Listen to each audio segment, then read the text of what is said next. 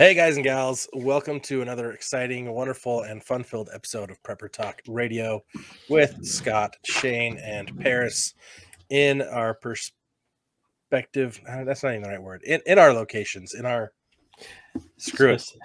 With We know Scott, what you're trying to Shane, say. and Paris live every week at 6 Mountain Time for special you and me and everybody else get-together moments, as well as always on every podcast platform you can find. So make sure you're following, you're liking, you're subscribing, you're giving us feedback, and especially you're in our group. We're doing a special contest right now for group and YouTube followers only. We've got a 5-ounce piece of silver, which is stinking awesome. And we've also got a Jase case for the winner. So someone's going to be selected at random. You've got to be subscribed to our YouTube channel and be able to prove it, and also be in our Facebook group. And you're going to be able to win one of those awesome products, or both. So here's the thing, right? We've all been prepping. And if you're brand new to this, you're brand new to this, but we've all been at least thinking about prepping this year. I want to know, did you get your prepping goals accomplished? Did you learn what you needed to learn this year? Did you actually build up a home store, some type of supply, a stockpile, if you will? Or did you completely screw the pooch? I mean, did you suck at it this year? Did you not prep? Are you not a prepper? Are you not trying to be better prepared? Are you not trying to be ready-minded? That's what this episode's all about. So I want to know, and I'm going to be accountable too. Did you do what you said you're going to do this year? Did you do what you set out to do? Nice. I know I improved. I don't think I hit the goals that I had specifically, but I know I improved quite a bit in my preparedness. I got my stockpile increased quite a bit, so I'm pretty excited about that. It's definitely hard to measure, for me, what I've been doing this year. It's hard to measure. You all know, I think I've talked more than plenty about what I've been doing this year. I've been focused on getting my we'll call it my bug out location, ready. And it's definitely taken a lot longer than I thought it would take, right? I was thinking I'd be much further along now. Well, it's a huge project too. But, working 1 day a week, 1.5 days a week, you don't get a whole lot done, especially when you're, 100 miles away from the location. But like you're saying, Paris, I go back. I have all the pictures of my progress on my phone, right? So I'm going back through and looking at dates and saying, man, this is taking I get so little done every single week, and I look back at some of these pictures and I'm, when I had to cut out the concrete to put the plumbing in, like, man, that took a long time.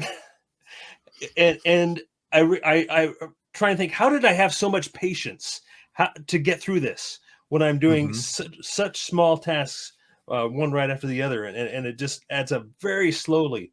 But now, finishing the installation this weekend, and I wouldn't say it's done, but it's almost pretty much done. Especially your Quonset up. I mean, I don't even remember when we went out there to put that up, but that was April. It was April. Wow. Mm-hmm. And here we are in December. Yeah. And that's 8 months later. And I remember you sending me pictures. I mean, we put up the frame. That's pretty much all we did. And then we went out there and helped you do that. And then you showed me that picture when you put that barn door red enclosures on each end. And I was like, dang, that looks so sweet. And then I even said, like, how has he done all that work so fast? And you're telling me how it's so slow. It's so slow, dude. From April to June. The bathroom is done. We got there you go. Running water. I can't see it there. Hot water. No more outside tinkles for the kids. No more frozen porta potties or that. There you go. And 3 cords of firewood stacked. Nice. Oh my gosh! And that's in that house, in the Quonset, or is that in the cabin building? In the old cabin? Yeah, in the old cabin. Smart. You found a use for it. Yeah, exactly. I wasn't going to tear it down. It's a decent little shelter for firewood, at least. So for those of you guys that are just listening to the podcast, you missed, Shane just showed us a picture of the bathroom from his phone. So if you're on YouTube, hey, reminder, go subscribe. You can see all of our beautiful faces, my increasing forehead, and Shane's cool pictures. So I think the progress you've made, to be honest, is phenomenal. The fact that you purchased the property last year, the fact that you've already put a shelter on there, you've got your trailer, you've got a roof over the trailer, which makes it so you can stay there year round if you want to. But then you've got your Quonset and you've got your wood, and did you already clear the spot for your greenhouse? It is cleared and the gravel is in. I'm just ready to put that up next. So that's awesome. That probably won't be till April. Just kind of like smart, because it's at least 10 degrees cooler out there. Getting down in single digits at night, so it's a little harder to work in that. But to me, it's getting a little done every week feels really good. It really does. But it's when I look back and reflect, like we're trying to do now, look back on the year and see how much we got done. To me, it doesn't seem like a lot, because if I could have spent an entire month there, I could have got everything done, just sitting there in a month. And instead it's 8 months of weekends. So I think if we compare that to the little, like going to the grocery store once a week, right? And grabbing an extra case of potatoes or, canned potato or whatever, and just seeing that slowly build up, it doesn't seem like a lot, but then you look back into your, a couple of years later into your pantry, or into where you've got your food storage stored, it's considerable. That's been my experience.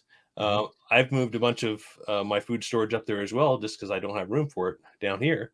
Nice. And I realized, what did I do to myself? All this extra work. You forced moving this stuff around, and Holly, you're like, what am I doing? Yeah, but here's the thing: you forced a strategic relocation. Now you have a fallback supply, right? That's something we talk about all the time. Like, if you're planning to bug out, air quotes on that, bad idea all the time, you're going into the unknown. But if you're doing it strategically, like the military teaches, it's a strategic relocation. That's what, and they call it a bug out. You're moving from this location that's compromised to a fortified location with hopefully additional security and other measures, right? Protection, some type of protection, but also supplies. Like, that's the key there. Like food and gear, water. I had plans this year that I didn't even come close to getting done, but I had other plans that kind of changed and tweaked. Like, one of the things I wanted to do was get another 4 months extension of my food storage. And that was primarily, I was going to do instant beans, instant rice, and a whole crap ton of wheat. Well, we were going to get 150 pounds of wheat, ended up getting about 400 pounds of wheat. I got about 200 pounds more of beans. I got about 120 pounds of rice. And the nice thing is I don't have to pressure cook these. They're all prepped. They're ready to go. And I've been sealing them, putting them in my own Mylar bags, and then putting them in buckets. And so it's like, it's a slow process, but I've made good headway on it. Have I made perfect headway? No. Do I have more to do on it? Yeah, I'm not all the way done. I'm actually looking at it right now. It's in the corner of the room. I'm like, oh, I got to finish that. But I also have gotten a lot more freeze-dried, like long-term good foods. Like, I've got more fruits than I had at the beginning of the year. I've got a lot more pastas, stuff that my kids will eat. We actually went and got white cheddar powder. We've got cheddar cheese. We've got Gouda.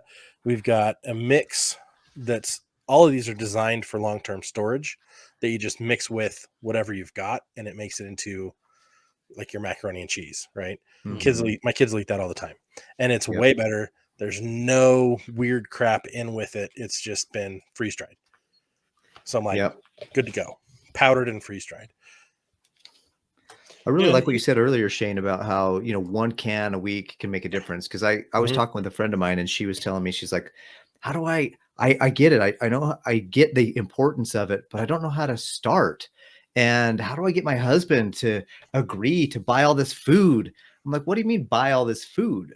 I'm like, because everybody thinks, well, I got to buy the year supply all at once, or the 6 month supply all at once. I said, well, what if you just snuck in an extra box of cereal every week when you went to the grocery store? Would he know that you're stockpiling? Or what if you just snuck in an extra can of beans or an extra can of, whatever fruit? Would he recognize it? Would he know you're buying food storage, or would he just think you're buying some extra stuff? And every week, if you bought something for breakfast, something for lunch, something for dinner. In a month, you're literally going to have 3 or 4 days worth of food. And here's my perspective on that too. Is I have to deal with this a little bit myself. We talk about the survival rules of three, but there's also the three priorities: God, family, country. Right. So taking those priorities into account, if you're the one who goes to the grocery store doing the shopping, how is that going to influence you getting more prepared? Are you going to fight with your spouse about buying a few extra cans, or are you just going to take the priority and step up and be responsible for your family and just do it? Right. Yeah, there might be some conflict, but sometimes when you're doing the right thing, there's going to be conflict. Yeah. And in the end, you're doing the right thing. And, and I've met a little bit of that resistance with my spouse, but she understands, and definitely I go a little more full throttle for some of these things, and she questions me, and frankly, that causes me to question myself as well when I do things like this, like buying property 100 miles from here. And you said full throttle. Is there like a speed indicator for prepping? No, you're right. Is it 0 to Burt Gummer? Like what's Burt Gummer is definitely full throttle, but for me, what else is there, right? There's nothing else than full throttle, but that's just me. I don't know. You guys probably have to answer that question. Well, I think it's important to keep balanced and recognize that someone who's going to truly be self-reliant needs to be self-reliant. And like you brought up, Shane, God, family, and country. So what is your spiritual self-reliance? Do you rely on others to teach you the scriptures, or can you read the scriptures and understand them yourself because you've studied the Hebrews, you've studied the ancient Israelites, you've studied the New Testament, you've studied the other scriptures, whatever sacred writings that you read? Can you, in your family, are you the head of your family? Are you counseling with your spouse to run the family properly? Are you disciplining the children? Are you growing proper citizens of this country that understand and know that God's first family, that they're not going to be rugrats and you grow up to be jail rats, and then your country, what kind of citizens are we creating? Or what kind of citizen are you? Are you involved? Or are you just like, yeah, you know what? My vote doesn't matter. Being self-reliant, being balanced in all those areas is critical. We need to know our civic duties. We need to know what's happening in the world. We need to be informed. We need to be aware. We don't need to be, zealots and overdoing things, but because there's a point of diminishing returns in that, but there's some design to be. And that's where I would suggest, if somebody's going to set out, I know we're coming up on the new year and a lot of people put New Year's goals together. And this last year, one of the things that I do in my financial planning business is when somebody comes to me and says, Paris, I want to start a budget. I want to know what to do to spend going forward. And I said, well, what are your habits? What have you spent backwards? Let's go back the last 90 days and let's look at what have you spent on your mortgage, on your rent, on your car, on your groceries, on your eating out. Like, let's look back. Sometimes you have to look back, then you establish your habit, you establish where you are.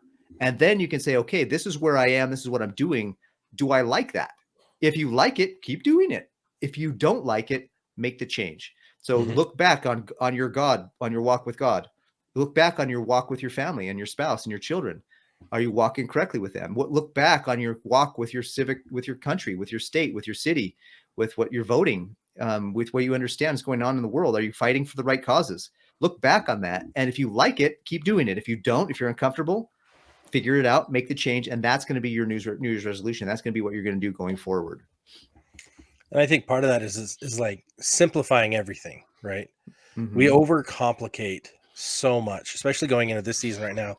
Christmas season, everyone's getting marketed to a million times over, and you're getting guilt tripped by cousins and aunts and uncles and grandmas and grandpas. Well, you got to get this. You got to make sure they have this, and you got to spend all this money, and it's like, okay, but what's my mission? Like, going back to what Shane said, like, what is my mission critical? What are my responsibilities?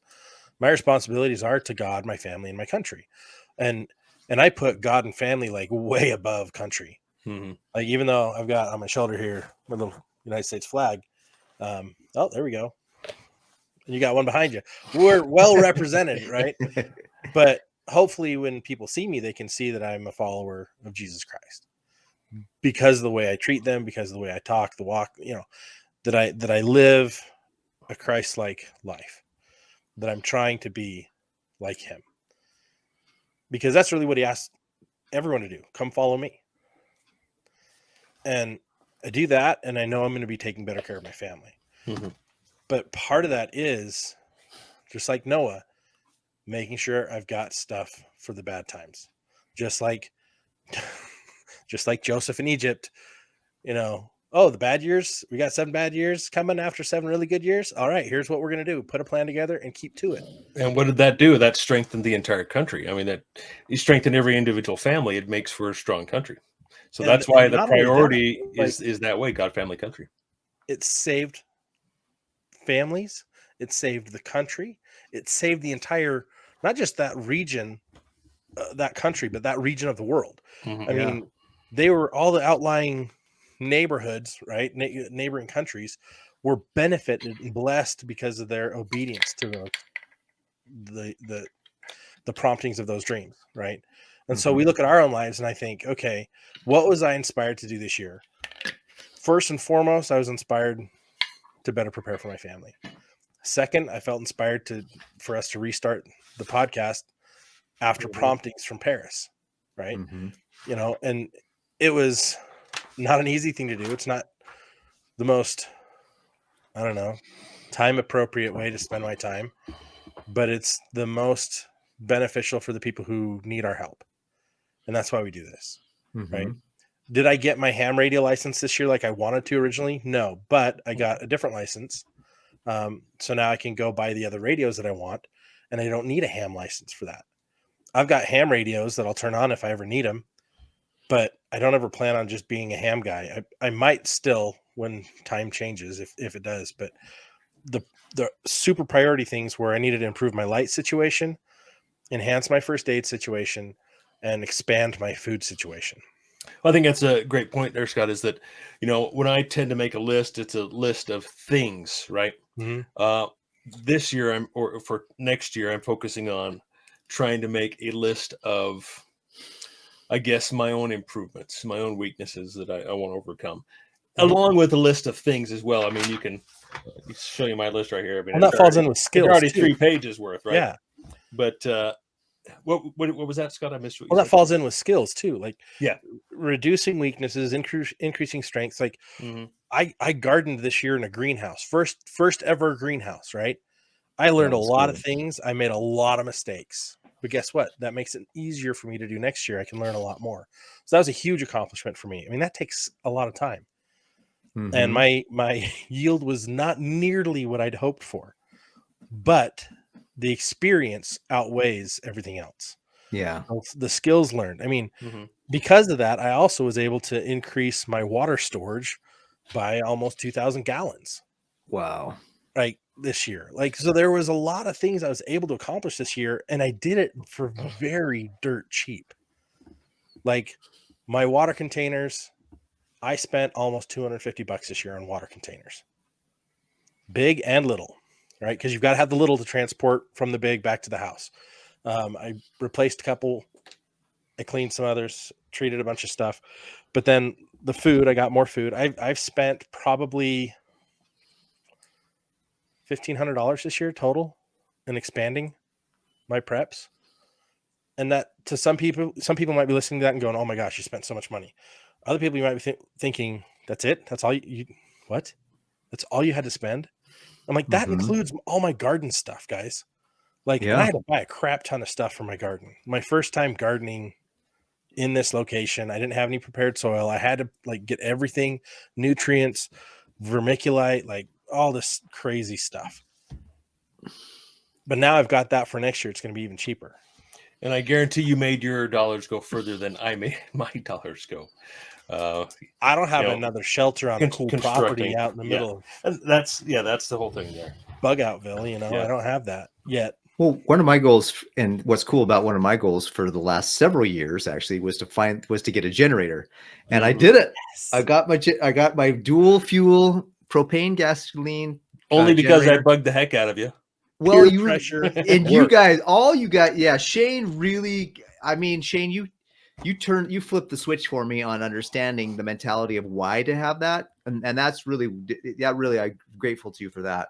And then I just really found this, my next one is going to be a solar. I might have that on the list for a couple years before I actually pull the trigger, but hopefully not. Hopefully every time it gets a little faster. But I know, like, one of the big things for me when I moved to Utah was to make sure that now that I have a whole room, I literally have a whole room dedicated to like food storage. And it's so cool. And so I had my Second Amendment stuff that I had in mixed in there. And this year I was able to buy a safe and put it in. And now a lot of my Second Amendment stuff I've moved into the safe, and all my, precious metals are in the safe now. And so I'm organizing more effectively and efficiently. So now I have more room to fill the shelves in my food storage for next year. As part of my goal is to increase my wheat and my rice and my beans and my macaronis and my spaghetti noodles and all those other things, and some of the other freeze dried foods. Cause I think I have a lot of the staples. And one of the things I think that's neat about food storage is that once you have those staples that are like rice and beans, we can live with. It's not yummy. It's not the best, but you won't die. And so now that you have that foundation staples, now you can go get okay, let's get some tomato sauce. Let's go get some meat sauce. Let's go get some of the fun stuff to make it taste a little better. And that's the next level for me, is now getting the stuff to kind of make it taste better. Yeah. And don't go to the normal stores. Don't go to your Albertsons or Kroger or Smith's or whatever it is, like in your area. Don't go there to buy your seasonings. Don't go there. You know where you go? You said that a couple episodes ago. You said go to the Asian markets. And Hispanic markets. So I can buy like a thing of McCormick's that's like 7 ounces. Yeah, pretty small. It's only 2.25 ounces of actual stuff in it. The rest of it is the plastic it's put in. Yeah, right. Right. I go down to the Hispanic market here in Salt Lake City, and there's an Asian market that we've gotten a lot of stuff from too, but we get the plastic sealed, it's a bag basically, airtight sealed, and it's just 7.5 to 12 ounces of pure flavor. Oh, nice. Not a big cheap bottle of wasted space. It takes up less space. Your money goes a lot farther. Buy wise, guys. Buy smarter with your food storage, things that you're going to get, and then preserve it. Put it in a place that's going to keep it dry, going to keep the moisture out, going to keep it cool. You don't want it to get too hot because it'll ruin it, but preserve it, save it. And here at the Wincos here in Utah, they have a bulk food section. They sell Mylar bags, they sell buckets, and they have a lot of seasonings as well in there. So that's a really good way to go inexpensively as well. Yeah, go price check that sucker. I bet you're going to save a ton of money. Mm-hmm. You don't have to go all out. You don't have to get this huge truckload from ReadyWise or one of these other, companies or Mountain House, or, if you're going to do it, go to the food storage depot. It's the healthiest of all the options. Right. And if you don't go there, go to Thrive, but go get the stuff, the essentials, knock those things out, get your first aid. What you spend a little extra money, Christmas coming up, buy somebody a really freaking good first aid kit. Yeah. That will literally be a blessing to them for as long as they keep using it. Yeah. And in the card, put a link to a YouTube video on how to use it. There you go. Right. Go get training. I think that's this year, we didn't do some of the things we wanted to do, or to get some more training on certain things, and we just didn't make it happen. And that kind of makes me sick. I really wanted to do some first aid courses, some EMT training stuff. I didn't have any time. It's been such a whirlwind year. I'm what the crap?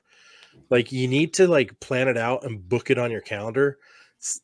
Don't just say, I'm going to go do it, but actually sign up for the classes and stuff now, so that you actually get them done. And that's my failure last year. That's what I'm going to make sure I do for next year, is actually, when I put paper to pen and start writing down my plans, I'm going to sit down with my wife and we're going to go through, okay, what do we need to do better next year? Okay. And when are we going to do it? Yeah. Yeah. Because we haven't carved out time this last year for that. That we got extra stuff, and I've got tons of skills, but there's skills that are dull too. I need to fix, and gaps that we need to fill. Yeah, there's definitely gaps we need to fill. And I think it's definitely learning growing process. I've been trying to write down my goals for next year, and the skills I need to learn, and the things we need for our preps, and it really, for me, it takes a lot of contemplation. Okay, what do I really need to spend my time on next? Because for me, the most valuable thing I have is my time. Right. And once it's done, man, I'm not going to know what to do with myself, on weekends. Right. Since You're going to be in that greenhouse all the time. I'm going to be in the greenhouse once that's up. Absolutely. That's going to be sucking up some more time as well. But just setting those priorities. Okay, what am I going to focus on next? And that's been the hardest thing for me is, okay, what is really important? And kind of goes again back to what we are saying is God, family, country. What is going to improve my relationship with God? What's going to improve my relationship with my family? Spending time at the property gardening. If I can get the family out there with me, that's the key part, right? You just got to make space for grandbaby Coles, right? You got to. Well, she's welcome out there anytime. You got to make space for her and her mama so that they can come hang out with grandpa, with papa. She can throw rocks. What's your grandpa nickname? Don't have one yet. Don't have one yet. We got to wait till the grandkids decide. That's kind of the way it was with my parents. And is okay. What do they end up calling grandpa, grandma? What do they? We just call ours grandpa and grandma. Yeah, married into a family where there's like a million names for them. I'm like, what's a Nini? What's a Nana? Like we have a Nana, we have a Grammy and a Mimi, right? So yeah.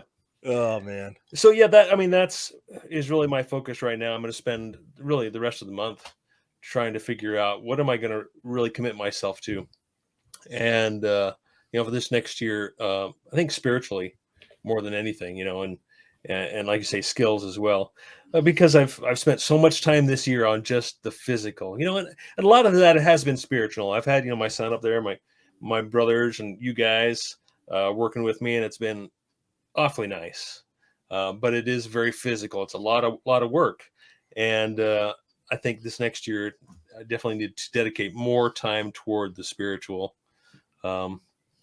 instead of just getting stuff, building up the stockpile. What does that look like to you, though? That's what I'm trying to figure out. For me this year, I mentioned to you guys I spent a lot more time playing the piano, and that for me that's very spiritual to me. Just learning to read music better. I've spent a lot more time studying, and that's going to be on my list as well. I've never been good at studying, Paris. I know you're very good at studying, and Scott, you as well. I am not good at studying, so I think that will be on my list. And when I say studying, I'm saying take a topic of the Bible, of the scriptures, and really learn about it and dig down and try and understand it for myself, and not just what someone else is teaching in a manual or something like that. So I've never been really good at that. It's hard for me to focus, that.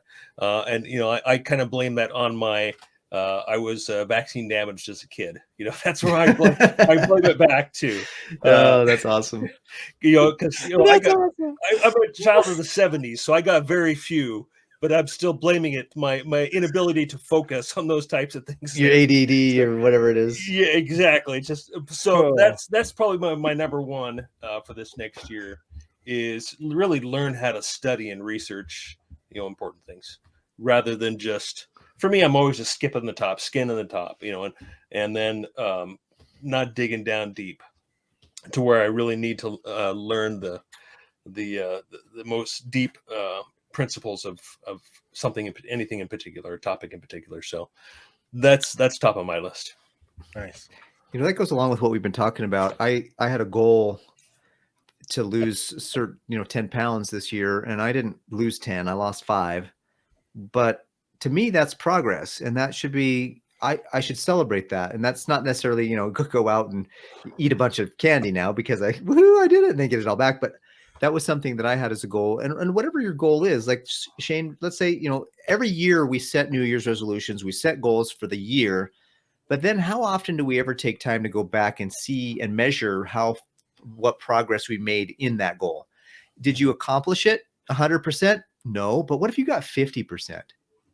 Man, that's better than you were when you started the year. That's if in December you're 50% further along the path than you were in not 100 like you'd like to be, but you're 50%. Boy, that's progress. That should be celebrated. We shouldn't beat ourselves up because we only made so much progress. Well, shoot, you made progress. Celebrate that, and then regroup and figure out why you didn't complete the task. Was it too lofty a goal?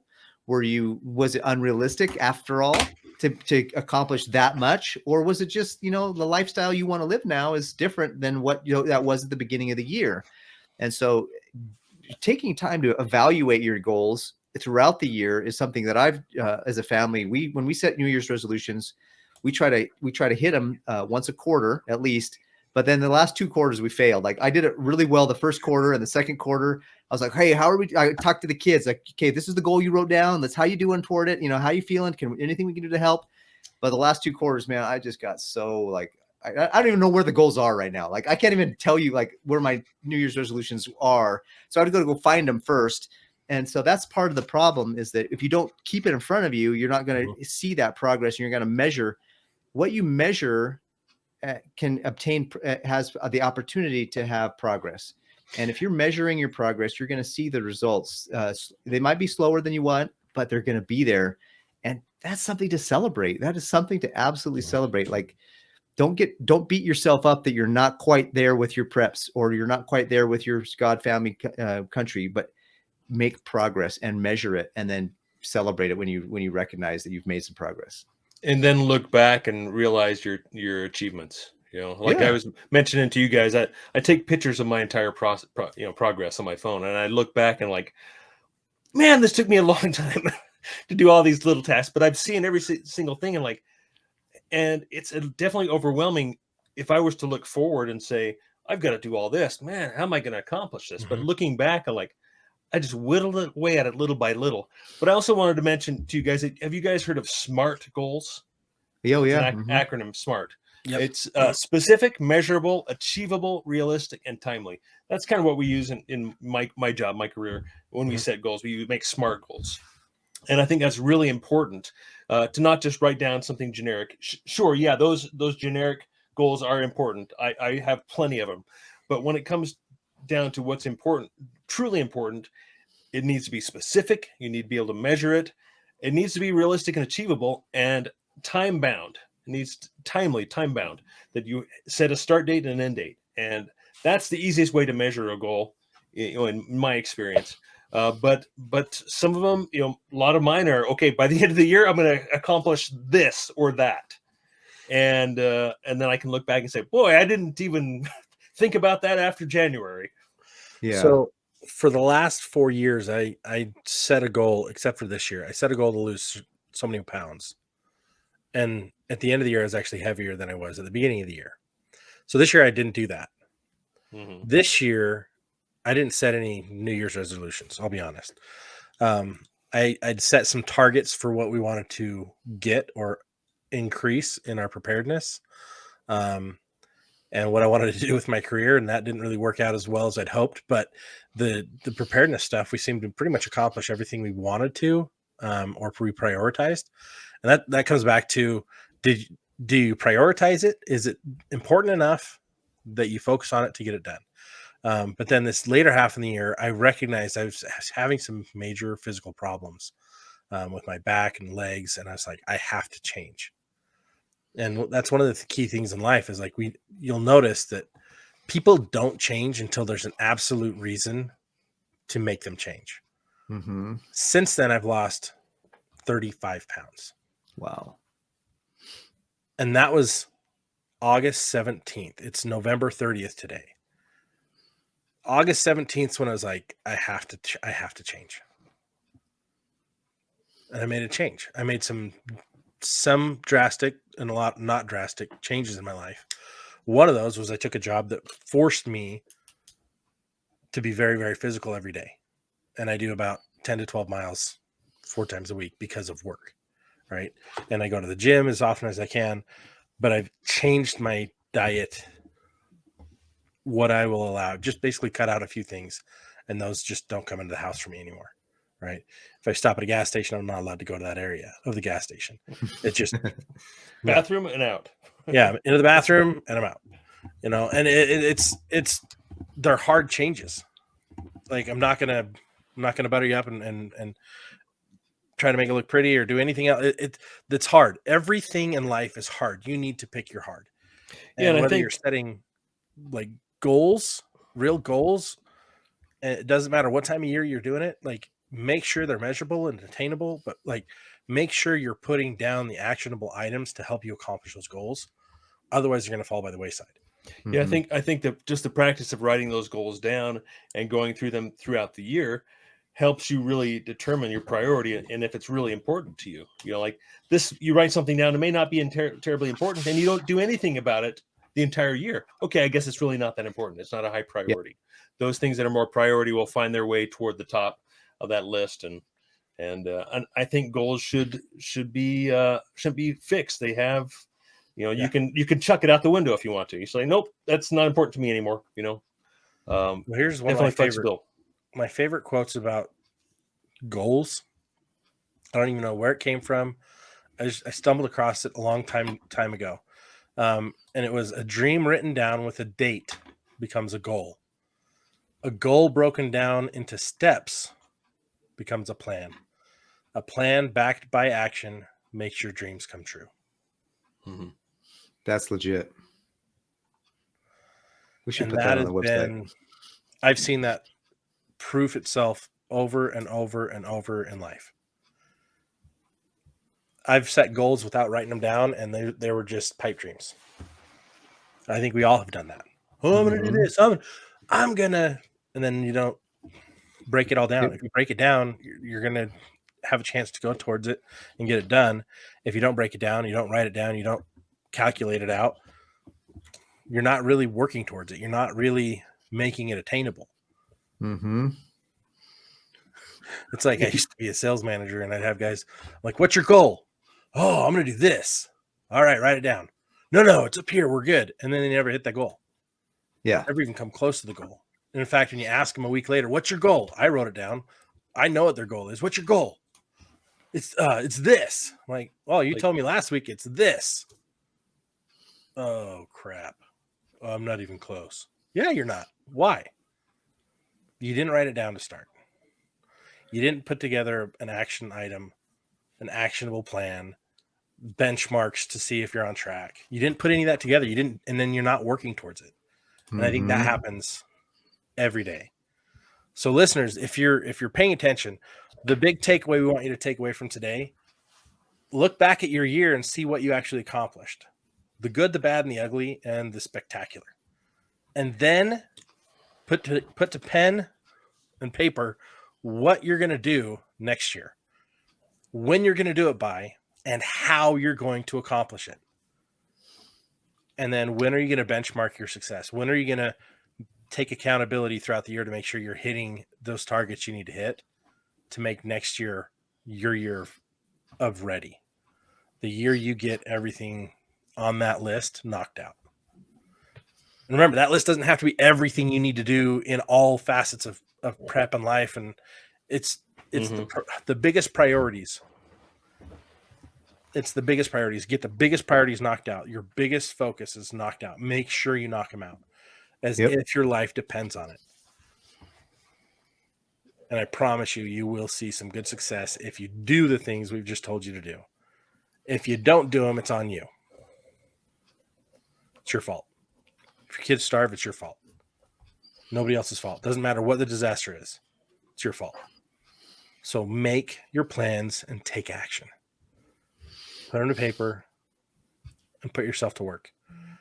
Guys, stay in the hunt. Stay ready-minded. Focus on God, family, and then your country. Do what you can do. And remember, like, you don't have to do more than you're capable of. Expand your capabilities. But you don't have to do more than you're capable of every day. Work on it. Improve on it. And get it done. Guys, this has been Prepper Talk Radio. Thank you for being part of it. Make sure you're liking, subscribing, and following us. And get in our group on Facebook. It's linked down below. We appreciate you. Catch us on our next episode. We drop them every week. Dropping it like it's hot. Dropping it like it's ready. Dropping it like the apocalypse. Guys, it's now or never. Stay ready. Stay hungry. Have a happy and wonderful, safe holidays. Catch you on the next episode. See you next week. See ya.